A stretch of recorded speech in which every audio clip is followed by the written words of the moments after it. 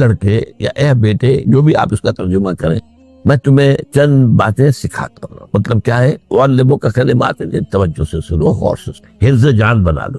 احفظ اللہ یحفظک، پہلا کلمہ. اللہ کی حفاظت کرو، وہ تمہاری حفاظت کرے گا. اب اس سے مراد کیا ہے؟ عام طور پر سمجھا گیا ہے کہ اللہ کے احکام کی حفاظت، کوئی حکم ٹوٹنے نہ پائے، وہ تمہاری حفاظت کرے گا. اور ایک مفہوم یہ بھی ہو سکتا ہے، اللہ کو اپنے دل میں محفوظ رکھو، اس کی یاد سے اس دل کو، اس خانہ قلب کو خالی نہ ہونے، مستحضر رکھو اللہ کو، تو اللہ تمہاری حفاظت کرے گا، اللہ تمہیں یاد رکھے گا. اور حدیث قدسی میں یہ الفاظ آئے، میرا بندہ جب مجھے اپنے دل میں یاد کرتا ہے، میں بھی اسے اپنے دل میں یاد کرتا ہوں. جب میرا بندہ کسی محفل میں میرا ذکر کرتا ہے، میں اس سے کہیں بہتر محفل میں اس کا ذکر کرتا ہوں. اللہ کی محفل تو ملائے اعلیٰ کی ہے، ملائکہ مقربین کی ہے. وہ جو امیر خسرو کا شعر ہے، وہ پتہ نہیں کس کیفیت میں انہوں نے کہا ہے، خدا خود میر محفل بود اندر لامکان خسرو، محمد شمع محفل بود شب جائے کہ من بود. اے خسرو، رات میں جہاں تھا، وہ رات کوئی کیفیت تھی جو گزری ہے، وہ ایک لامکان کی محفل تھی. اب مکان نہیں ہے، لامکان، مادی نہیں ہے. وہ اس کی محفل میں میر محفل اللہ تھا اور شمع محفل محمد تھے صلی اللہ علیہ وسلم. خدا خود میر محفل بود اندر لامکان خسرو، محمد شمع محفل بود شب جائے کہ من. بہرحال اللہ کو تم اپنے دل میں مستحضر رکھو، اللہ تعالیٰ تمہیں بھی یاد رکھے گا. دوبارہ فرمایا، احفظ اللہ تجدہ امامک تجاہک، اللہ کو یاد رکھو تو اپنے سامنے موجود پاؤ گے. جب چاہو دعا کرو. وہ جو کہا ہے کہ دل میں ہے، جب چاہو مخاطب ہو جاؤ. دل کے آئینے میں ہے تصویر یار، جب ذرا گردن چھپائی دیکھ لی، کہیں دور تو نہیں ہے. نحن اقرب الیہ من حبل الورید. تمہارے دل میں اللہ ہے تو کہاں جا رہے اس کو ڈھونڈنے کے لیے؟ اپنے دل میں. وہ جو بے دل نے کہا ہے، ستم استگر حوست کشد کہ بے سیر سر و سمندرا، تجھے غنچہ کم نہ دمیدہ در دل کشا بچمن درا. بڑے ستم کی بات ہے کہ تمہارا دل کہتا چلو ذرا باغیچے میں چلو، پھولوں کی سیر کرو، یہ گلاب کا پھول ہے، یہ موتیا ہے، یہ سیر. ستم، بڑے ستم کی بات. یہ ستم کیا ہو گیا اس میں؟ ستم اگر حوست کشد، تمہاری خواہش تمہیں کھینچتی ہے کہ بے سیر سر و سمندرا، سر و سمن، ذرا ان کی سیر کرنے کے لیے آؤ. تجھے غنچہ کم نہ، تو خود ایک غنچہ ہے، تو خود ایک پھول ہے، اللہ کا بنایا ہوا اشرف المخلوقات. وہ اشرف المخلوقات سے بڑا کوئی پھول ہو سکتا ہے؟ تجھے غنچہ کم نہ دمیدہ در دل کشا، اپنے دل کا دروازہ کھولو، بچمن درا. اس کے اندر جو چمن آباد ہے وہ کیا ہے؟ روح ہے. دل مسکن ہے قلب، قلب مسکن ہے روح کا. تو احفظ اللہ تجدہ امامک یا تجاہک، اپنے سامنے موجود. اذا سألت فاسأل اللہ. اب آ گیا وہ مرکز سے بات. دیکھو جب مانگو اللہ سے، غیر اللہ کے سامنے ہاتھ دراز کرو ہی مت. ایک حدیث میں آتا، یعنی حرام نہیں ہے، دنیاوی قواعد اصول قوانین کے تحت کسی سے مدد چاہنا، کوئی سوال کرنا حرام نہیں ہے. وہ تو میں نے کہا کہ اس پر اصرار آپ کریں گے تو اس میں بو پیدا ہو جائے گی، بدبو پیدا ہو جائے گی شرک کی. لیکن آپ اس سوال کریں، مدد لیں، اسی پر دنیا قائم ہے، ایک دوسرے کے ساتھ تعاون کے ساتھ. لیکن اونچا مقام کیا ہے؟ کسی سے سوال مت کرو سوائے اللہ. یہاں تک کہ جوتے باندھنے کا تسمہ تمہیں درکار ہے تو بھی کسی سے مت مانگو، اللہ سے مانگو. کیا پتہ اللہ کس کے دل میں ڈال دے اور وہ آ کے تمہیں تسمہ پیش کر دے. ہوتا ہے ایسا، بس اوقات ہوتا. جو اللہ کے ساتھ لو لگا کر رکھنے والے ہیں ان کے تو ایسے واقعات ہوتے ہیں کہ دل میں ایک بات آئی اور اس کے بعد وہی بات جو ہے وہ کوئی شخص آ گیا، اس نے وہ بات پوری کر دی. کیونکہ لوگوں کے دل جو ہے وہ تو اللہ کے دو انگلیوں کے مابین چاہتا پھر دیتا. کیا پتہ اللہ کے صرف فرشتے کو انسانی شکل میں بھیج دے. کہتا ہے فرشتہ آتا ہے انسانی شکل میں آتا، آپ کی تکلیف کو رفع کر دے، آپ کی ضرورت کو پورا کر دے. اسی سے بات، کسی اور سے بات. یہ ہے توحید کا لب لباب. یوں سمجھیے اسلام کی جڑ کیا ہے؟ ایمان. اسلام کا جو خارجی نظام عمل ہے، انفرادی اعمال ہوں اجتماعی ہوں، ان سب کی روح رواں کیا ہے؟ ایمان. ٹھیک، ایک بات ہو گئی. ایمان کا خلاصہ لب لباب کیا ہے؟ ایمان باللہ. جیسے ایمان بالآخرہ بھی ہے، ایمان بالملائکہ ہے، ایمان بالانبیاء ہے، ایمان بالرسل ہے، ایمان بالکتب ہے، ایمان بالقدر ہے. لیکن اصل ایمان، اسی لیے ایمان مجمل میں آپ کو معلوم ہے کسی اور چیز کا ذکر نہیں. آمنت باللہ کما ہوا باسمائہ و صفاتہ وقبلت جمیع احکامہ اقرار باللسان و تصدیق بالقلب. یہ ایمان مجمل، اجمالی طور پر ایمان اس کا نام ہے. ہاں مفصل تفصیلی طور پر آمنت باللہ و ملائکتہ و کتبہ و رسلہ والیوم الآخر والقدر خیرہ و شرہ من اللہ تعالی والبعث بعد الموت۔ تو اسلام کی جڑ ایمان، اور اسلام کا سارا جو نظام عمل ہے، چاہے انفرادی اعمال ہو چاہے اجتماعی، ان سب کی روح رواں ایمان، اور ایمان کا خلاصہ ایمان باللہ، اور ایمان باللہ کا اصل حاصل وہ ہے جو اس کے دو ہیں تقاضے، عبادت صرف اسی کی، استعانت صرف اس کی۔ اس لیے میں نے سورہ فاتحہ کا تذکرہ شروع میں کیا، یہ عبادت کا جوہر ہے، عبادت کا جو ہے یہ ایمان کا حاصل، عبادت صرف اس کی اور استعانت صرف اس کی۔ استعانت ہی میں سوال بھی آ گیا، یہ بھی مدد ہے، آپ کسی سے کچھ مدد مالی چاہ رہے ہیں یا کوئی اور مدد چاہتے ہیں، کسی کام میں مدد چاہتے ہیں، جیسے میں نے کہا تھا کہ سفارش کرانا چاہتے ہیں، یہ بھی مدد ہے۔ وَإِذَا اسْتَعَنْتَ فَاسْتَعِنْ بِاللَّهِ، اور جب مدد مانگو صرف اللہ سے مانگو، اور وہ سارے الفاظ یاد کر لیے، استدعاء، استعانت، استغاثہ، یہ جو غوث اعظم سے استغاثہ کیا جاتا ہے تو شرک، استغاثہ اللہ سے، دعائی اللہ کی، اس اعتبار سے استمداد، استعانت، استدعاء، استغاثہ، یہ سب اللہ سے، صرف عبادت صرف اللہ، ایاک نعبد، اور استعانت صرف اللہ۔ اذا سألت فاسأل اللہ واذا استعنت فاستعن باللہ واعلم۔ اب یہ جو آخری ٹکڑا آ رہا ہے، حدیث نمبر 4 تھی، وہ عبداللہ ابن مسعود رضی اللہ تعالیٰ عنہ، اس میں بھی مضمون جو آیا وہ یہاں پر دوبارہ آ رہا ہے۔ وعلم، اور اے میرے بیٹے، میرے بچے، اے عزیز، علم، جان لو، ان الامت لو اجتمعت علی ان ينفعوک بشیء، اگر سب لوگ جمع ہو کر چاہیں کہ تمہیں کسی شے کا نفع پہنچا دیں، کوئی فائدہ پہنچا دیں، لن ينفعوک الا بشیء قد کتبہ اللہ لک، نہیں پہنچا سکتے تمہیں کوئی نفع مگر صرف وہی جو تمہارے لیے اللہ نے لکھا، پھر کیوں مانگو ان سے؟ یہ تو فعل عبث ہو گیا، بیکار بات ہو گئی، ان کے ہاتھ میں کچھ ہے ہی نہیں۔ لہذا یہ جان لو، سب لوگ مل کر چاہیں کہ تمہیں کوئی نفع پہنچا دیں، نہیں پہنچا سکتے مگر وہی کچھ جو اللہ نے تمہارے لیے لکھ دیا ہے تو مل جائے گا۔ آپ اندازہ کیجئے کہ جو شخص اس سطح پر آ جائے اس میں کتنا استغنا ہوگا، کسی کے سامنے پیشانی رگڑے گا، کسی کے سامنے ہاتھ پھیلائے گا، کسی کے سامنے اپنی عزت نفس کو ہتھیلی پر رکھ کر پیش کرے گا۔ تم نے سوال کیا تو عزت نفس کو تم نے اس کے سامنے پیش کر دی، اب وہ چاہے تو کچھ اس کا لحاظ کر لے، چاہے تو ٹھوکر مار دے تمہاری عزت نفس۔ یہ وہ مقام ہے جب مانگو صرف اللہ سے، جب مدد طلب کرو صرف اللہ سے، اور جان لو اگر تمام لوگ جمع ہو کر تمہیں کوئی فائدہ پہنچائیں گے، چاہے نہیں پہنچا سکتے، الا بشیء قد کتب اللہ لک وان اجتمعوا علی ان یضروک بشیء لم یضروک الا بشیء قد کتب اللہ علیک، اگر سب مل کر چاہے تمہیں کوئی نقصان پہنچا دے، نہیں پہنچا سکتے مگر وہی کچھ جو اللہ نے تمہارے لیے لکھا۔ اب بتائیے خوف کی جڑ کٹ جائے گی کہ نہیں؟ یہ جو ایمان جو ہے یہ خوف اور حزن دونوں سے نجات دلانے والی بات ہے۔ جو حقیقی مومن ہے وہ اللہ کا ولی ہے، حقیقی مومن وہ اللہ کا ولی ہے، اور الا ان اولیاء اللہ لا خوف علیہم ولا هم يحزنون، یہ اولیاء اللہ کو علیحدہ مخلوق نہیں ہے، وہ ان کے سر پہ سینگ نہیں ہوتے، انسان ہی ہوتے ہیں، لیکن حقیقی معنی میں مومن اس ان اعتبارات سے جو آج ہم پڑھ رہے ہیں، ایمان اس درجے کا پہنچ گیا تو اللہ کا ولی ہے۔ اور لوگ بھی خوف کس بات کا، کس سے خوف کروں، اس کے ہاتھ میں کچھ ہے ہی نہیں، اور اگر کچھ اللہ نے میرے لیے لکھ دیا وہ آ کر رہے، چاہے میں لاکھ گڑ گڑاؤں اور اس کے سامنے کب یہ چھوڑ دے، اگر اللہ نے لکھا وہ آئے وہ تو آئے، تو کاہے کو اس کے سامنے گڑ گڑانا، کاہے کو جبسائی کرنا اس کے سامنے، اور کسی کے ہاتھ میں کچھ ہے ہی نہیں، میرا خیر ہے ہی نہیں، کاہے کو خوشامد کرو اس کی۔ اور سنیے، رفعت الاقلام، دیکھو نوجوان، قلمیں اٹھا لی گئی ہیں، وجفت الصحف، اور جو رجسٹر ہیں صحیفے ان کی سیاہی خشک ہو چکی، یہ ہے وہ اللہ کا علم قدیم جس میں ہر شے لکھ دی گئی تھی، اس کی قلم اٹھا لی ہو گئے۔ جیسے آپ کو معلوم ہے امتحان ہوتا تھا، 3 گھنٹے ختم ہو گئے، اسٹاپ رائٹنگ، بس اب قلم رک جانا چاہیے، وہ قلم تو تقدیر کا کاتب جو ہے وہ قلم اس کا اب اٹھا لیا گیا، اور جو صحیفے جن پر لکھا گیا وہ خشک بھی ہو گئے۔ یہ تو روایت ہے جو امام ترمذی نے جس کو روایت کیا، یہ متن ان کا ہے جو ہم نے پڑھا ابھی، اور ان کا قول یہ ہے کہ یہ حدیث حسن صحیح ہے، لیکن یہی روایت اور انہی راوی سے عبداللہ ابن عباس سے رضی اللہ تعالیٰ عنہما اور بھی محدثین نے کی ہے، تو اس میں سے ایک اور متن جو ہے وہ یہاں پر امام نبوی نے دے دیا ہے۔ احفظ اللہ تجد امامک، یہ تو پہلا وہ ٹکڑا تھا، وقت تو جاہک تھا، یہاں امامک ہے، مطلب ایک ہی ہے، اپنے سامنے پاؤ گے۔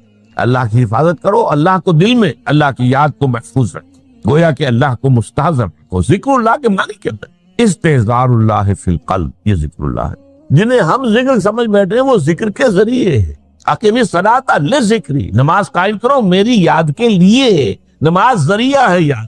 یہ علیحدہ بات ہے کہ آپ نے 17 رکعتیں بھی پڑھ لی ہو جو عشاء کی، اور یاد آپ کو آئی ہی نہیں کوئی، آپ تو ایک میکینیکل انداز میں جو ہے وہ اٹھک بیٹھک کر رہے ہیں، آپ کی زبان سے کچھ بھی نکل رہا ہے، اس کا آپ کے شعور سے، دل کی گہرائی سے کوئی رابطہ ہے ہی نہیں، وہ ذکر تو نہیں ہوا۔ ہاں نماز فرض تھی، وہ ادا ہو گئی، آپ کی فرض ادا ہو گئی۔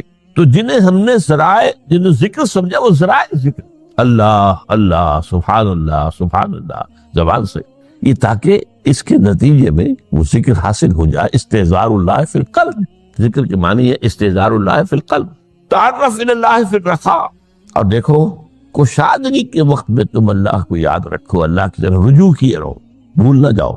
وہ نہ ہو جو کبھی کہا تھا، بہادر شاہ ظفر کے اشعار میں سے بہت زور کا شعر ہے، ظفر آدمی اس کو نہ جانیے چاہے کتنا ہی ہو فام و ذکا، جسے عیش میں یاد خدا نہ رہی، جسے تیش میں خوف خدا نہ۔ وہ ہے کشادگی کی حالت میں، جبکہ تمہارے لیے کشادگی ہے، اللہ کی طرف رجوع کیے رکھو۔ یعرف کا فی الشدہ، تو اللہ اپنی توجہ تم پر رکھے گا شدت کے وقت میں، جب تمہیں کوئی تکلیف ہے، اس تکلیف کو تم پر آسان کر دے گا۔ تکلیف تو آنی ہے، لکھی ہوئی ہے، وہ تو آئے گی، لیکن یہ کہ اللہ تعالیٰ اس کی شدت کو، ایک ہی چیز ہے جس کو ایک انسان بہت شدت کے ساتھ محسوس کر رہا ہے، دوسرا آدمی اتنا نہیں محسوس کر رہا ہے، احساس کا معاملہ ہوگا۔ وہ تو اصل میں اگر انسان کی نرو کٹی ہوئی ہے تو احساس ہوگا ہی نہیں، پھر اسے نہیں ہوگا۔ تو اس اعتبار سے اللہ تعالیٰ تمہارے لیے اس شدت کی کمی کرتے۔ وَعْلَمْ أَنَّ مَا أَخْطَأَكَ لَمْ يَكُنْ لِيُصِيبَكَ، اور جان لو جو چیز تم سے چھوٹ گئی ہے، رہ گئی ہے، وہ ہرگز تمہیں ملنے والی نہیں تھی۔ اب آپ نے کسی ملازمت کے لیے درخواست کی ہے، درخواستیں مانگی گئی ہیں، اپنی سی محنت کر لی، نہیں ملی ملازمت، اب آپ بیٹھے ہوئے افسوس میں، رنج میں، غم میں، فلاں نے یہ کر دیا، فلاں نے یہ کر دیا، وہ فلاں جو ہے بڑی تکڑی سفارش لے آیا تھا، فلاں سے رشوت دے دی۔ چھوڑو میں اس کو، وہ تمہارے لیے نہیں تھی۔ کاہے کو اپنے ذہن کے اندر یہ کھچڑی پکا رہے ہو بیٹھے؟ خام خواہ آپ شاید سوء ظن میں بھی مبتلا ہو رہے ہو، کسی نے نہ رشوت دی اور آپ سمجھتے ہو کہ رشوت دی ہے اس نے۔ یہ ساری چیزیں جو ساری سیئات، ان کی جڑکٹ ہے۔ وَعْلَمْ أَنَّمَا أَخْطَأَكَ لَمْ يَكُنْ لِيُصِيبَكَ وَمَا أَصَابَكَ، جو چیز تم پر آ گئی، لم یکن لیخطئک، ہو ہی نہیں سکتا تھا کہ وہ تم پر نہ، یہ کر لیتا تو ہو جاتا، شاید یہ کر لیتا، میں نے ٹیکا پہلے لگوا دیا ہوتا تو یہ بات نہ ہوتی۔ بھائی وہ جو ہونا تھا وہ ہونا تھا۔ اب یہ وہ چیز ہے جس سے انسان میں کیفیت پیدا ہوتی، تسلیم و رضا۔ ہم بھی تسلیم کی خو ڈالیں گے، بے نیازی تیری عادت ہی صحیح، اے اللہ جو تو نے چاہا مجھے قبول ہے۔ اسی لیے میں نے آپ کو آیتیں سنائی سورہ تغابن کی، ما اصاب من مصیبت الا باذن اللہ، کوئی مصیبت نہیں آتی مگر اللہ کے۔ وَمَن یؤمن باللہ یہد قلبہ، جو اللہ پر ایمان رکھتا ہو اللہ اس کے دل کو ہدایت دے دیتا ہے۔ ہدایت کس بات کی؟ تسلیم و رضا۔ ستمش گر حوست کا شب کہ میں سر سلم و سبب گرا، نہیں یہ دوسرا شعر میں پڑھنا چاہتا تھا۔ سر دوستان سلامت کہ تو خنجر آزمائی، نہ شبد نصیب دشمن کے شبد ہلاکت تیرت۔ اے اللہ تیری طرف سے ہے، مجھے قبول ہے، اور بظاہر مجھے تکلیف ہو رہی ہے، لیکن یقیناً اس میں میرا کوئی خیر ہے۔ یہ دیکھل خیر، تیرے ہاتھ میں تو خیر ہی خیر ہے، جو بھی تیری طرف سے آئے سر تسلیم خم ہے۔ اور یہ مضمون جو ہے زیادہ بڑے پیمانے پر سورہ حدید میں آیا ہے۔ ما اصاب من مصیبت فی الارض ولا فی انفسکم الا فی کتاب من قبل ان نبرأ، کوئی مصیبت نہیں آتی نہ تمہاری جانوں میں نہ زمین میں، زمین میں زلزلہ آ جانا، سیلاب آ جانا، کچھ اور زمین کا دھنس جانا، یا یہ ہے کہ تمہاری جانوں میں کوئی بخار ہو گیا تو اور تکلیف ہو گئی، اچانک معلوم ہوا کہ صاحب کو کینسر ہے، اور کینسر بھی اب 3rd stage کو پہنچ چکا ہے، لیکن جو بھی آیا ہے وہ اللہ کے علم قدیم کی کتاب میں پہلے سے لکھا ہو، فی کتاب من قبل ان نبرأھا، یہ کتاب میں درج ہے اس سے پہلے کہ ہم اسے ظاہر کریں۔ اس کا نتیجہ کیا نکلنا چاہیے؟ لیکن لا تعصوا علی ما فاتکم ولا تفرحوا بما آتا، افسوس نہ کیا کرو جو تم سے جاتا رہے، چھوٹ جائے، کوئی عزیز فوت ہو گیا، کوئی موقع ہاتھ سے نکل گیا، ارے بھائی میں چوک گیا، بڑا موقع تھا، اب اس پر افسوس کر رہے ہیں، نہیں، جو چیز لیکن لا تعصوا علی ما فاتک ولا تفرحوا بما آتاک، جو اللہ تمہیں دے دے اس پر اتراؤ مت۔ وما اصابک لم یکن لیخطئک واعلم ان النصر مع الصبر، کا جان لو اللہ کی مدد صبر کے ساتھ آتی، جو آئے اس کی طرف سے جھیلو، زبان پر کلمہ شکوہ اور شکایت نہ آئے، اللہ سے شکایت کر، تسلیم و رضا، جو تیری رضا ہے۔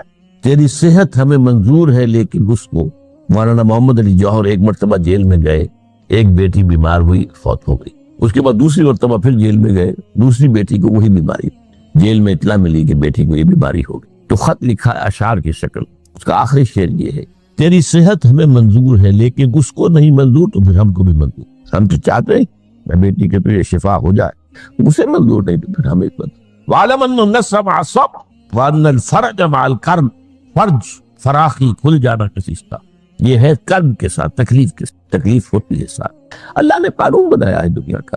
اب آپ اندازہ کیجئے بچے کی ولادت میں ماں کو کتنی تکلیف اٹھانی پڑتی، آج کل تو فیشن ہو گیا ہے، سیدھے سیدھے جاؤ آپریشن کراؤ تکلیف سے بچ جاؤ، لیکن یہ ہے کہ یہ بھی آپ کے علم میں ہوگا، وہ ساری تکلیف جیسے ہی بچے کو لا کر ماں کے برابر لٹایا ہے، ساری تکلیف پھر جو راحت اس سے میسر آتی، ان الفرج مع الکرب وان مع العسر یسرا، اسی لیے میں نے وہ آیتیں بھی پڑھی تھی، ان مع العسر یسرا ان مع العسر یسرا۔ اس دنیا میں یہ اللہ نے نظام بنایا ہے، سختیاں جھیلنی ہی ہوں گی۔ لقد خلقنا الانسان فی کبد، ہم نے انسان کو پیدا کیا مشقت کے اندر، مشقت تو کرنی پڑے گی، کسی کی جسمانی مشقت زیادہ، کسی کی ذہنی مشقت زیادہ، مشقت سے چارہ کسی، تو یہ ہے ان مع العسر یسرا ان مع العسر یسرا۔ بارک اللہ لی ولکم فی القرآن العظیم ونفعنی وإیاکم فی الآیات والذکر الحکیم۔ نہ راستہ دکھ رہا تھا نہ کوئی سہارا، لیکن پھر مجھے ایک ایسا عمل ملا جس نے میری زندگی ہی بدل دی۔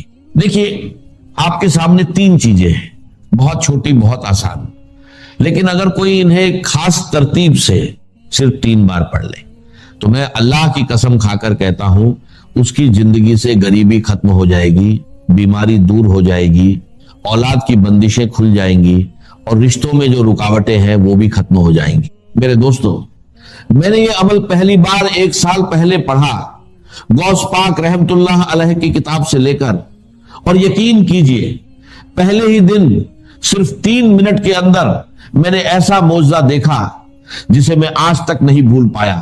غوث پاک فرماتے ہیں کہ اگر کوئی ایسا بھائی یا بہن جس نے دنیا بھر کی تسبیحات پڑھ لی ہو لیکن پھر بھی اس کی غریبی ختم نہ ہو رہی ہو تو وہ بس ایک بار زندگی میں اس چھوٹے سے عمل کو پڑھ کر دیکھ لے، مایوسی نام کی چیز نہیں رہے گی۔ اور میرے ساتھ بھی یہی ہوا، جیسے ہی میں نے یہ عمل پڑھا پہلے ہی دن صرف 3 منٹ میں اللہ نے ایسی مدد کی کہ میرے پاس 1600 آ گئے، پھر میں روز یہ عمل کرتا گیا۔ دوسرے دن میں نے ایسا منظر دیکھا کہ 45 لاکھ کا سامنا ہوا، اور تیسرے دن جو 17 لاکھ کا قرض میرے سر پر تھا اللہ نے ایسے معاف کروایا کہ جو لوگ دشمن بنے بیٹھے تھے وہی ایک جھٹکے میں کہنے لگے جاؤ ہم نے معاف کیا۔ یہ کوئی کہانی نہیں بلکہ اس عمل کی کرامات ہے۔ میں اب تک ہزاروں لوگوں کو یہ عمل بتا چکا ہوں اور بہتوں نے اس کا فائدہ دیکھا ہے۔ اگر آپ اسے دل سے پڑھیں گے تو خود حیران رہ جائیں گے کہ پہلے کیوں نہیں پڑھا۔ میں یقین سے کہتا ہوں یہ عمل آپ کی زندگی بدل سکتا ہے، چاہے آپ دنیا کے کسی بھی کونے میں ہو۔ آپ کو بس اتنا کرنا ہے، تنہائی میں بیٹھیں، دل کو جمع کریں، سب سے پہلے یا ربی، پھر یا اللہ، اور آخر میں یا گنی ایک خاص ترتیب سے پڑھنا ہے۔ کئی لوگوں نے صرف کچھ ہی منٹوں میں اس کا اثر دیکھا، گھریلو پریشانیاں کم ہوئی، تنگی دور ہوئی، اور مدد ایسے آئی جہاں سے امید بھی نہیں تھی۔ اللہ جب چاہتا ہے لوگوں کے دلوں میں خیال ڈال دیتا ہے اور مدد خود آپ کے دروازے تک پہنچتی ہے۔ اب دیر مت کریں، کسی بھی وقت تنہائی میں بیٹھیں اور سب سے پہلے درود شریف پڑھ کر یہ عمل شروع کریں۔ اب اگر کوئی بھائی یا بہن کہتا ہے کہ مجھے درود شریف نہیں آتا تو کوئی پریشانی نہیں ہے۔ اگر آپ کو درود ابراہیمی بھی نہیں آتا تو کوئی چھوٹا سا درود پڑھ لیں، صلی اللہ علیہ وسلم پڑھ لیں، یا اللہم صلی اللہ محمد پڑھ لیں۔ کوئی بھی درود شریف پڑھ کر اس عظیم عمل کی شروعات کر لیں۔ اور سن لیجئے، بار بار ویڈیو کو کاٹنے سے، سکپ کرنے سے کچھ حاصل نہیں ہوگا۔ اگر اپنی مرضی سے چیزوں کو ادھورا چھوڑ کر آگے بڑھو گے تو بہت آگے نکل جاؤ گے، اور اتنا آگے نکل جاؤ گے کہ پھر واپس نہیں آ سکو گے۔ اس لیے ایک بات کو غور سے سمجھو، اگر واقعی پڑھنا چاہتے ہو، میرے غریب، میرے بیمار بھائیوں اور بہنوں، اگر ظلم ہے، زیادتی ہے، قرض ہے، بیماری ہے، غربت ہے، جادو ہے، بندش ہے، بدنظری ہے، یا کوئی بھی پریشانی ہے، دنیا کی ہر مشکل کے لیے میرا 5 منٹ کا چیلنج ہے۔ اگر 5 منٹ کے بعد تمہاری زندگی میں 80% تبدیلی نہ آ جائے، تمہاری زندگی میں سکون اور خوشیوں کے ڈھیر نہ لگ جائیں، تو پھر مجھے کہنا۔ اور अगर कुछ कमी रह जाए तो अगले दिन पढ़ना, वो भी पूरी हो जाएगी। रोज पढ़ोगे तो फकीर से बादशाह बन जाओगे। मैं गारंटी से कहता हूं, एक ही दिन में जिंदगी बदल जाती है। ये अमल अल्लाह को बहुत अजीज है। और देखो, ये सामने वजीफे है, या रब्बी या अल्लाहू या गन्नीयू हो सकता है तुमने पहले भी पढ़े हो, लेकिन जो तरतीब में आज तुम्हें बताने जा रहा हूं वो तुमने कभी नहीं सुनी होगी। सिर्फ 20 सेकंड का काम है।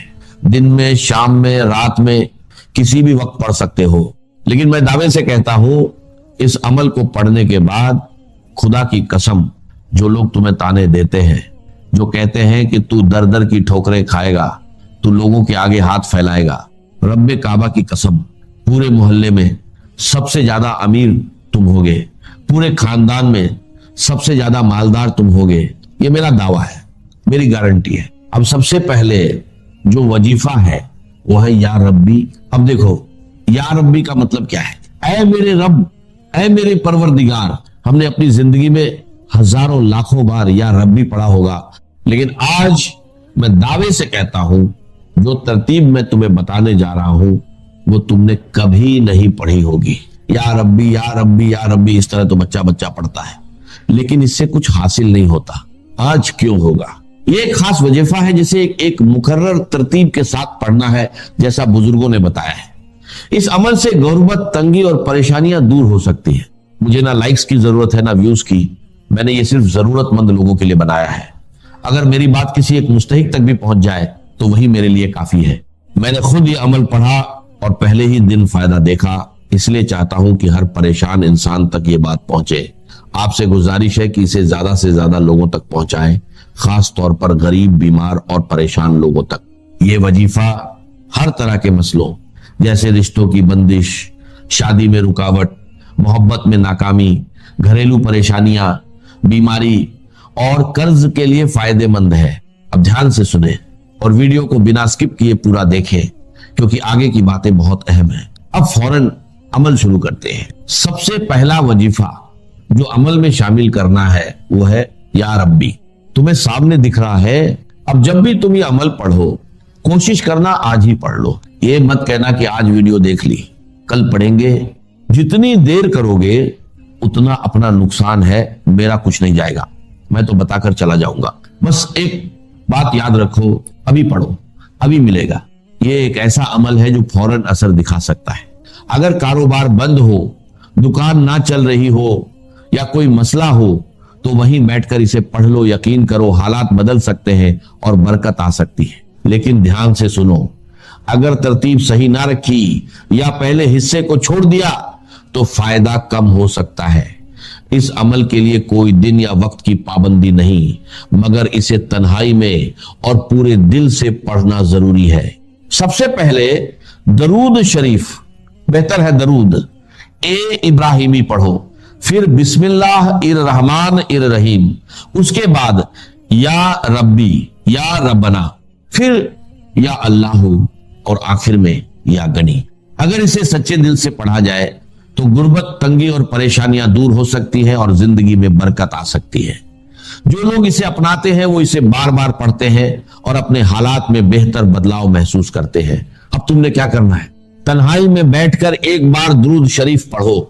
अगर याद नहीं तो छोड़ दो, लेकिन अगर पढ़ लोगे तो बेहतर है, क्योंकि कभी कभी गुनाहों की वजह से वजीफा कबूल नहीं होता और दुरूद शरीफ उसे कबूल करा देता है। अगर आता है तो सिर्फ इतना पढ़ लो, सल्लल्लाहु अलैहि वसल्लम।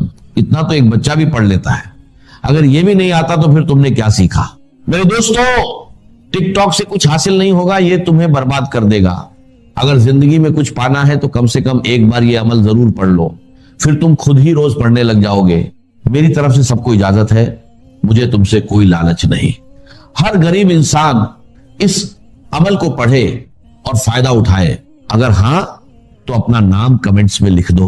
हो सकता है मैं तुम्हें नाम के साथ अलग से इजाजत दे दूं और शायद तुम्हें ज्यादा फायदा हो जाए। वरना अगर ना भी लिखो तो कोई मसला नहीं, इजाजत सबको है, लेकिन कोशिश करो कि अपना नाम जरूर लिखो। अब करना क्या है? सबसे पहले अमल का पहला वजीफा एक बार दुरूद शरीफ पढ़ लो। अगर याद है तो ठीक, नहीं तो छोड़ दो। फिर बिस्मिल्लाह इर रहमान इर रहीम पढ़कर शुरू करो। पहली बार पढ़ो। या रब्बी, या रब्बना, दूसरी बार या रब्बी, या रब्बना, तीसरी बार या रब्बी, या रब्बना। बस पहला वजीफा पूरा हो गया। इसमें ना घंटे लगते हैं ना मिनट, सिर्फ कुछ सेकंड लगते हैं। टिकटॉक वाले तुम्हारे बिना मर नहीं जाएंगे। पूरा अमल 10 सेकंड में पढ़ लोगे और इंशाल्लाह उम्र भर दुआएं दोगे, ये मेरा वादा है। अब वहीं बैठे रहो, ना खड़े होना है ना किसी से बात करनी है। दूसरा वजीफा या अल्लाहू का है, एक खास जुमले के साथ पढ़ना है। फिर या गणनी भी एक खास जुमले के साथ पढ़ना है। बस मेरे दोस्तों, बस गरीबी खत्म इंशाल्लाह। मैं चैलेंज के साथ, दावे के साथ, कसम खाकर कहता हूं। दूसरे नंबर पर या अल्लाहू सिर्फ 3 बार पढ़ना है, मगर दिल से, सिर्फ जुबान से पढ़ने से कुछ हासिल नहीं होगा। असल राज दिल की सच्चाई में है। बहुत लोग कहते हैं कि या अल्लाह पढ़ने के बावजूद हालात नहीं बदलते, तो याद रखो, जब इसे एक खास जुमले और सही तरतीब के साथ पढ़ा जाए तब इसका असर कई गुना बढ़ जाता है। पहले या रब्बी, या रब्बना 3 बार पढ़ो, फिर या अल्लाहू या अल्लाह पढ़ो। ये अल्लाह का जाती नाम है जिसमें उसके तमाम नामों की ताकत शामिल है। इसके साथ एक मुबारक नाम शामिल किया जाता है जो नबी पाक सल्लल्लाहु अलैहि वसल्लम से मंसूब है, जिससे इस वजीफे की ताकत और बढ़ जाती है। ये अमल 3 ताकतवर वजीफों का मजमुआ है। पहले या रब्बी, या रब्बना, फिर या अल्लाहू और आखिर में या गणी। अगर इसे सही तरीके से पढ़ा जाए तो गुर्बत, परेशानियां और मुश्किलें दूर हो सकती हैं और जिंदगी में बरकत आ सकती है। अब दूसरे नंबर का वजीफा कैसे पढ़ना है? या अल्लाहु अल मदद, या अल्लाहु अल मदद, या अल्लाहु अल मदद। ये वो राज्य है मेरे दोस्तों कि इस वजीफे से अल्लाह की मदद सीधे बंदे पर नाजिल होती है। अल्लाह ताला उस बंदे पर खास मेहरबान हो जाते हैं और ये वजीफा आसमानों में भी असर पैदा करता है। ये वजीफा सिर्फ 3 बार पढ़ना है। या अल्लाहु अल मदद 3 बार पढ़ने के बाद अब आखिरी वजीफा सुन लो। इसके बाद इंशाअल्लाह जिंदगी से गुर्बत और मुफलिसी का नामो निशान मिट जाएगा। देखो, या गनी दौलत और माली परेशानी के लिए हर कोई पढ़ता है, लेकिन आज बहुत सी बहनें कहती हैं कि हम या गनी पढ़ पढ़ कर थक गए हैं मगर हालात नहीं बदले। तो आज मैं उन सब से गुजारिश करता हूं कि सिर्फ या गनी ना पढ़े बल्कि उसके साथ अल्लाह का एक और खास नाम शामिल करे। ऐसा नाम जो दौलत का खजाना है, दौलत का बादशाह है। जब ये दोनों नाम एक साथ पढ़े जाते हैं तो इनकी तासीर बहुत ज्यादा बढ़ जाती है। चाहो तो खुद तलाश करो, मालूम करो ये बादशाहों के वजीफे हैं जो फकीरों को भी बादशाह बना देते हैं। अब तरीका समझ लो। आखिर में तुम्हें ये पढ़ना है, या गनीयू, या मुगनी, या गनीयू, या मुगनी, या गनीयू, या मुगनी, यानी दोनों को मिलाकर 3 बार पढ़ना है और इसे एक शुमार किया जाएगा। जैसा कि मैंने अर्ज किया कि इस्तिआनत बिल्लाह, मदद मांगनी हो तो सिर्फ अल्लाह से। ये दीन की रूह का एक बहुत अहम मसला है, बहुत अहम रूह है दीन। मैंने इसीलिए आज सूरह फातिहा की तिलावत की शुरू में कि इस मसले की अहमियत जो है उसका आपको अंदाजा हो जाए। सूरह फातिहा जो हमारी नमाज का जुज़्व लाजिम है, हदीस नबवी है, ला सलात लिमन लम यक़रा बिफ़ातिहती किताब। सूरह फातिहा के बगैर कोई नमाज नहीं। हर रकत में हम पढ़ते हैं। या ये दूसरी बात है, फिर हनफी के मुताबिक इमाम पढ़ता है अगर जहरी अंदाज में तो गोया कि पूरी जमात की तरफ से अदायगी हुई। लेकिन इस पे इत्तेफाक है कि सूरह फातिहा ही असल नमाज। इसीलिए एक हदीस में जो मुस्लिम शरीफ में आई है हजरत अबू हुरैरा से, सूरह फातिहा की तज्जिया किया गया है मज़ामीन का, और वो हदीस कुदसी है। कसमतु सलात बैनी व बैन अब्दी निस्फैन। अल्लाह फरमाता है मैंने नमाज को अपने और अपने बंदे के दरमियान बराबर बराबर तकसीम कर दी। बंदा कहता, अब उसके बाद सारी तफसील सूरह फातिहा। सलात का कसमतु सलात बैनी व बैन अब्दी निस्फैन, तो हम तो सलात में सूरह फातिहा भी है, फिर उसके बाद कुछ हम बहुत कुरान मजीद की आयतें पढ़ते हैं, फिर रुकू भी है, फिर सुजूद भी है, कामा भी है और कायदा भी है, सब सलात तो मुंह का। लेकिन यह कि असल सलात सूरह फातिहा। चुनांचे इस हदीस में तज्जिया किया गया है। जब बंदा कहता है, मेरा बंदा ये कहता है अल्हम्दुलिल्लाह रब्बिल आलमीन, तो मैं ये कहता हूँ अल्लाह ताला ये फरमाता है हमें तो नहीं, आप मेरे बंदे ने मेरी हक तारीफ की, सना। जब बंदा कहता है अर्रहमान अर्रहीम, मैं कहता हूँ अल्लाह कहता है इसना अलैया, मेरे बंदे ने मेरी सना की। और जब बंदा कहता है मालिक यौमिद्दीन, तो अल्लाह फरमाता मज्जदनी अब्दी, मेरे बंदे ने मेरी बुजुर्गी बयान। तो ये सारा मैं इसलिए आपको हवाला दे दिया। आज मैं सूरह फातिहा का दर्स नहीं दे रहा हूँ, पूरी बात नहीं सुना रहा, کہ اصل نماز سورہ فاتحہ. اب سورہ فاتحہ میں 7 آیتیں ہیں اور عجیب ترتیب ہے. 3 آیتوں پر ایک جملہ بنتا ہے. الحمدللہ رب العالمین الرحمن الرحیم مالک یوم الدین. آیتیں 3 جملہ 1. پھر 3 آیتوں پر ایک جملہ ہے آخر میں اہدنا الصراط المستقیم صراط الذین انعمت علیہم غیر المغضوب علیہم ولا الضالین. آیتیں 3 جملہ 1. درمیانی آیت ہے 4 نمبر کی ایاک نعبد و ایاک نستعین. یہ ہے در حقیقت مرکزی آیت. مرکزی ہو گئی 3 ادھر 3 ادھر. پھر وہ 3 ایک جملہ, آخری 3 ایک جملہ, اور یہ ایک آیت میں 2 جملے. ایاک نعبد بھی مکمل جملہ ہے, و ایاک نستعین بھی مکمل. اور یہیں پر سورہ فاتحہ کی وہ تقسیم ہوتی آدھی. 3.5 آیتیں ادھر ہیں. الحمدللہ رب العالمین الرحمن الرحیم مالک یوم الدین ایاک نعبد. اب واو آ گیا. یہ واو ایسے ہے جیسے کہ آپ ترازو کو پکڑتے ہیں, مٹھ اس کی جو ہے. اب 3.5 آیتیں ہیں وَإِيَّاكَ نَسْتَعِينُ اهْدِنَا الصِّرَاطَ الْمُسْتَقِيمَ صِرَاطَ الَّذِينَ أَنْعَمْتَ عَلَيْهِمْ غَيْرِ الْمَغْضُوبِ عَلَيْهِمْ وَلَا الضَّالِّينَ. یہ جو مرکزی آیت ہے اس میں 2 باتوں کا ذکر. ایاک نعبد, ایک تو ہم اقرار کرتے ہیں کہ اللہ ہم صرف تیری ہی بندگی کرتے ہیں اور کرتے رہیں گے. یہ حال اور ماضی, حال اور مستقبل دونوں کو محیط ہے. اور دوسرا وَإِيَّاكَ نَسْتَعِينُ, اور صرف تجھ ہی سے مدد مانگتے ہیں اور مانگتے رہیں گے. یہ گویا کہ دین کا ایک مرکزی نقطہ ہے. جو صلاۃ کا مرکزی نقطہ ہے وہی در حقیقت دین کا مرکز. اب ہم اس پر غور کر چکے ہیں. 40 نبوی کی حدیث نمبر 3 جو ہے وہ اس پر ہے ایاک نعبد. اس میں گفتگو ہو چکی ہے تفصیل سے کہ عبادت کا تصور کیا ہے, جس کے لیے انسان کو پیدا کیا گیا. وما خلقت الجن والانس الا لیعبدون. اور تمام رسولوں کی دعوت کا مرکزی نقطہ ان اعبدوا اللہ ما لکم من الہ غیرہ. زندگی آمد برائے بندگی, زندگی بے بندگی شرمندگی. اور اس میں جو کنفیوژن ہم نے پیدا کر دیا ہے کہ عبادت کو عبادات کے مترادف قرار دے دیا. نماز, روزہ, حج و زکوٰۃ یہ عبادات ہیں. وہ عبادت جس کے لیے ہمیں پیدا کیا گیا ہے وہ یہ چیزیں نہیں ہیں. وہ ہے پوری زندگی میں ہمہ تن, ہمہ وقت, ہمہ جہت اللہ کی طاعت. ہر وقت نماز تو نہیں پڑھی جاتی, ہر روز روزہ تو نہیں رکھا جاتا. یہ جو کہا کہ میں نے صرف تمہیں پیدا ہی اس لیے کیا کہ میری عبادت کرو, تو عبادت سے مراد یہ چیزیں نہیں ہو سکتی. یہ در حقیقت اس عبادت کے لیے سپورٹس, جیسے 4 ستون ہیں ان پر چھت ہے. چھت کو سپورٹ دینے کے لیے ستون ہے. ستونوں کی معنویت بھی تب ہے جبکہ چھت ہو, ورنہ کیا کہیں گے کس لیے کھڑے کر دیے 4 ستون, پاگل تو نہیں کوئی, کس لیے, بٹ فور, جب تک کہ چھت کا تصور نہ ہو. شامیانے کے لیے 4 آپ نے بانس کھڑے کیے ہیں, کس لیے, اس شامیانے کو سپورٹ کر دی. تو اب اس میں جو مضمون آیا وہ یہاں بھی آ گیا اس حدیث میں. تو قرآن مجید کی آیت میں ایاک نعبد و ایاک نستعین, یہ ہے دوسری بات جس پر کہ آج کی ہماری مرکزی جو مضمون ہے وہ یہ حدیث. تجھ ہی سے مدد مانگتے ہیں اور مانگتے رہیں گے. اللہ تعالیٰ سے مدد مانگنا. اب آپ یوں سمجھیے کہ مدد جو مانگی جاتی ہے مختلف الفاظ استعمال ہو سکتے ہیں. استعانت وہ اس حدیث میں بھی آیا, قرآن میں بھی آیا سورہ فاتحہ میں ایاک نستعین.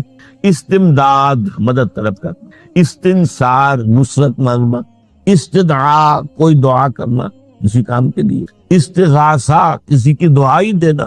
یہ تمام ایک قبیل کی چیزیں ہیں, ان کو جمع کر دیجیے استعانت. اب استعانت ایک تو ہے عام مادی دنیا کے اصول کے اندر سا. میں کسی سے کہوں بھائی مجھے ذرا پانی پلا دینا, یہ بھی استعانت ہی ہوتی نا. میں نے اپنی ایک ضرورت کو پورا کرنے کے لیے اسے مدد چاہیے. اس میں کوئی شرط نہیں, کوئی برائی نہیں. معلوم ہے یہ ایک عام مادی قوانین کے تحت ہوگا. یہ علیحدہ بات ہے کہ حضور کے بارے میں یہ آتا ہے صلی اللہ علیہ وسلم کہ آپ کبھی ایسے کام کے لیے بھی کسی کو نہیں کہتے تھے. یہاں تک کہ اگر آپ سواری پر ہوتے تھے اور آپ کا جو کوڑا ہے وہ نیچے گر گیا تو آپ اپنی سواری کو بٹھا کر یا اتر کر خود کوڑا اٹھاتے تھے, کسی سے کہتے نہیں تھے کہ مجھے ذرا اٹھا. تو یہ استدعاء, استعانت, استمداد, اس میں ایک درجے ہیں, بڑے اونچے درجے بھی ہیں. لیکن عام حالات میں ہم مادی قوانین کے تحت اگر کوئی مدد چاہے کسی سے تو کوئی بری بات نہیں, اس میں کوئی شرک نہیں, اس میں کوئی کفر نہیں. اگرچہ بعض حضرات کے نزدیک اس کا ایک درجہ ہے وہ میں بعد میں بیان کروں گا. لیکن یہ کہ ماورائی اقدار, کسی غیر مرئی حقیقی یا موہومہ شخصیت سے مدد مانگنا, یہ شرک. غیر مرئی حقیقی فرشتے ہیں, غیر مرئی ہے حقیقی. موہومہ جنہوں نے گاڈز اینڈ گاڈیسز اور آلہہ بنا لیے, دیویاں دیوتیا بنا لیے, یہ موہومہ, ان کے وہم کی پیداوار, وہ بھی غیر مرئی ہے.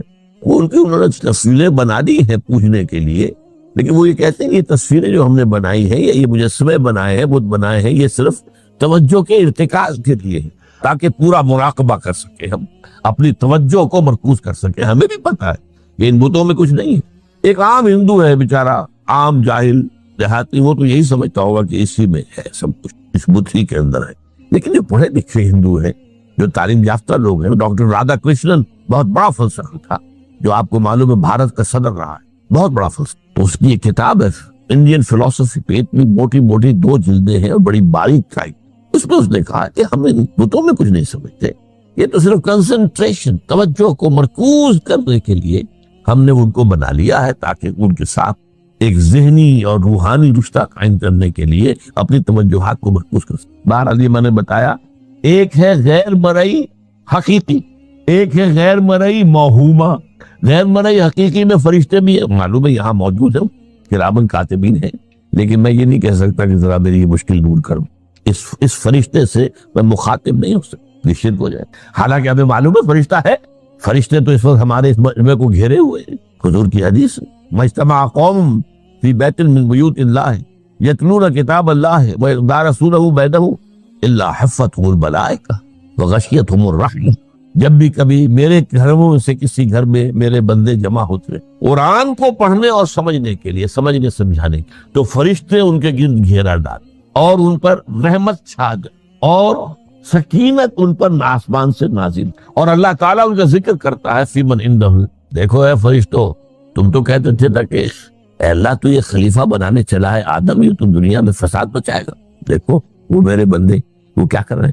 اللہ تعالیٰ ذکر کرتا ہے ان کا اپنی اس مجلس میں، وہ جو ملائے اعلیٰ کی مجلس، جو اللہ تعالیٰ کے قریب ترین جو فرشتے، تو فرشتے ہیں لیکن مدد نہیں مانگی جائے۔ اسی طرح اب درا مسئلہ دوسرا وہ مختلف سی ہو جائے گا۔ میں نے پہلے وہ بات کی جس میں اختلاف کا امکان ہے، فرشتے تو ہے ان پر ہمارا ایمان ہے، اور اصل میں ایمان بالملائکہ ہی کی شکل بگڑی ہے۔ یہ جو گاڈز اور گاڈیسز بنا لیے گئے اور دیوی اور دیوتا بنا لیے گئے اور آلہہ بنا لیے گئے، ملائکہ ہی کی، ملائکہ کو اللہ نے ایک ایک کام کے اوپر معمور کیا ہوا ہے۔ یہ پہاڑوں کا فرشتہ ہے، یہ بارش کا فرشتہ ہے، یہ فلاں کا فرشتہ ہے، انہوں نے انہی کو دیوتا بنا لیا۔ بس غلطی کیا لگی کہ ان کا کوئی اختیار نہیں۔ ہمارا ایمان کا فرشتوں کا اختیار کوئی نہیں، یفعلون ما یؤمرون، جو اللہ حکم دیتا ہے ان کا کوئی بس یہ باریک سا پردہ ہے۔ یہی ایمان بالملائکہ، بندے ہے دیویوں دیوتاؤں کی شکل اختیار نہیں۔ عرب کے لوگ خدا کی بیٹیاں کہتے تھے، وہ یہ فرشتے خدا کی بیٹیاں ہیں، ان کے نام پر انہوں نے لات، یہ مؤنث نام ہے، لات، عزا، عزیز کا مؤنث، منات، یہ سب مؤنث نام، یہ دیویاں ہیں، یہ اللہ کی بیٹیاں ہیں، فرشتے جیسے۔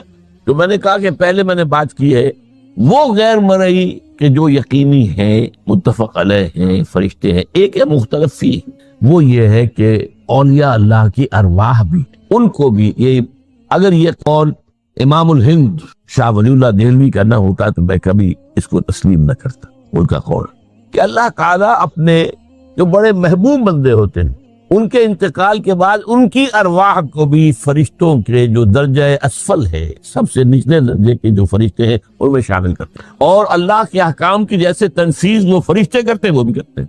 اب یہ مختلف فی مسئلہ ہو گیا، سب کے نزدیک نہیں ہے، لیکن یہ کہ بعض کے نزدیک شاہ ولی اللہ کہہ رہے ہیں تو اس کو تو ہم اٹھا کر نزدیک کی ٹوکری میں تو نہیں پھینک سکتے بات، لیکن ان کو بھی نہیں پکارا جائے، وہ ہے، وہ بھی اللہ کی سول سروس کے اندر بھرتی ہو گئے، سول سروس ہے نا، اس کے کارڈرز ہیں ہمارے۔ پٹواری سے آپ چلیں گے تو ریونیو کا محکمہ جو ہے، پٹواری پر گردابر اور گردابر سے گردابر، قانون گو اور اس سے اوپر اور نائب تحصیلدار، یہ چلے گا۔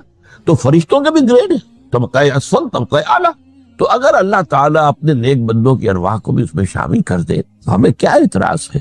اور اس کو ماننے سے کوئی شرک لازم نہیں آئے گا۔ ہاں انہیں پکارے تو شرک لازم آ جائے، بات سمجھ رہے؟ باریک فرق، فرشتوں کو مانتے ہیں، پکار نہیں، مدد نہیں مان سکتے۔ اسی طریقے سے ان کو آپ مانتے بھی ہوں اگر کہ وہ ملائکہ کی آخری صف میں ان کو بھی اللہ نے بھرتی کر لیا ہے تو ٹھیک ہے، لیکن یہ کہ آپ اختلاف کریں، اختلاف بھی کر سکتے کہ اتنی بڑی بات کے لیے کوئی دلیل قرآن مجید سے ہمیں نہیں ملتی، فرض کیجئے کوئی شخص کہتا ہے، لیکن یہ کہ یہ قول ہے ایک محدث کا ہے، لیکن درجہ بعد فرق جو بتا رہا ہوں ان کو یہ مان لینا کہ فرض کیجئے شیخ عبد القادر جو ہے بغدادی گیلانی رحمت اللہ علیہ، ان کی روح اب کہیں آ سکتی ہے، ارواح آ سکتی ہے، جیسے ملائکہ آ سکتی ہے، روح محمدی صلی اللہ علیہ وسلم کہہ سکتی ہے، لیکن ہم اس وقت محمد کو پکاریں گے نہیں، پکارا کہ شرک ہو جائے، دعوت جب دعا کی تو شرک ہو جائے۔ تو یہ ذرا باریک سا فرق ہے جو ہمارے ہاں اس فرق کو نہ سمجھنے کی وجہ سے ہی یا تو انکار کر دیتے سرے سے، وہ آ ہی نہیں سکتے، اور یا یہ کہ پھر ان سے دعائیں اور استدعاء اور استغاثہ، تو یہ دونوں میں جو ہے انتہا نہیں۔ اچھا، دنیا کے قانون کے تحت بھی جو میں نے کہا تھا، میں بتاؤں گا کہ اس کا بھی ایک مرتبہ ہے۔ آپ نے کسی شخص سے ایک کام کے لیے کہا، وہ کام دنیا کے قوانین کے تحت ہے۔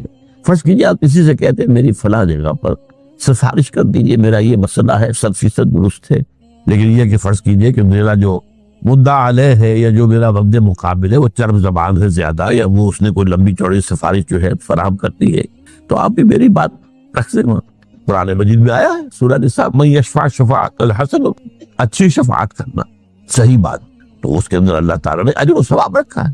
اب آپ نے ایک دفعہ کہا، اس نے نہیں کیا، دوسری دفعہ کہا نہیں کیا، پھر کہا، تو یہ میں ایک بزرگ کا قول آپ کو بتا رہا ہوں، کہ یہ شرک، ایک دفعہ کہا ٹھیک ہے یہ سوال ہے، دوسری دفعہ کہا یہ بھی چلیے معاف، اب تیسری دفعہ، اس کا مطلب یہ کہ آپ نے یہ بات سمجھ لی ہے کہ آپ کا خیر اسی کے ہاتھ میں، اور یہ شرک خفی ہو جائے گا۔ ٹھیک ہے، آپ نے کہا اگر وہ کر دے ٹھیک، کوئی اعتراض نہیں، تو یہ باتیں بھی سمجھنے کی ہے، کیونکہ آدمی جو ہے اگر پیچھے پڑ جاتا ہے، کہتا رہتا، مطلب معلوم ہوا کہ اس کے ذہن میں یہ بات بیٹھ گئی ہے کہ تمہارا خیر جو ہے، تمہاری بھلائی اسی کے ہاتھ نہیں۔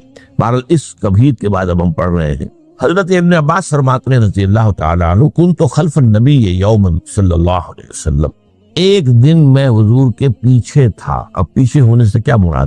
گمان غالب یہ ہے کہ سواری پر، جس کو ردیف بھی کہتے ہیں، واللہ عالم یہ بھی ہو سکتا ہے کہ چلتے ہوئے پیچھے پیچھے چل رہے ہیں ادب کے ساتھ، چچا زاد بھائی ہیں لیکن عمر میں تو بہت چھوٹے ہیں، نوجوان ہیں۔ اس کیفیت میں حضور نے اب ان سے خطاب کیا، یا غلام، اے نوجوان، اے لڑکے کہا، اے لڑکے، وعلمک کلمات، میں تمہیں تلقین کرتا ہوں چند کلمات۔ اب یہ ہے حضور کا طریقہ تربیت و تعلیم و تزکیہ۔ وہاں کو مدرسے نہیں تھے، وہاں کو درس کی محفلیں تو نہیں ہوتی تھی، محفل تو ایک ہی ہوتی تھی ہفتے میں، وہ جمعے کا اجتماع ہے، باقی حضور کی صحبت ہے، فجر کی نماز کے بعد بھی آپ بیٹھے ہیں، صحابہ بیٹھ کے کچھ گفتگو ہو رہی ہے، اسی میں تربیت، اسی میں تعلیم، اسی میں تزکیہ۔ وہ علیحدہ ذکر کے حلقے جو ہے وہ ضربے مارنے کے لیے یہ تو نہیں سے، یہ تو بات کی ایجاد میں تو سب مانتے ہیں کہ یہ بات کی ایجاد ہے، یہ مصنوع چیزیں نہیں۔ بہرحال حضور نے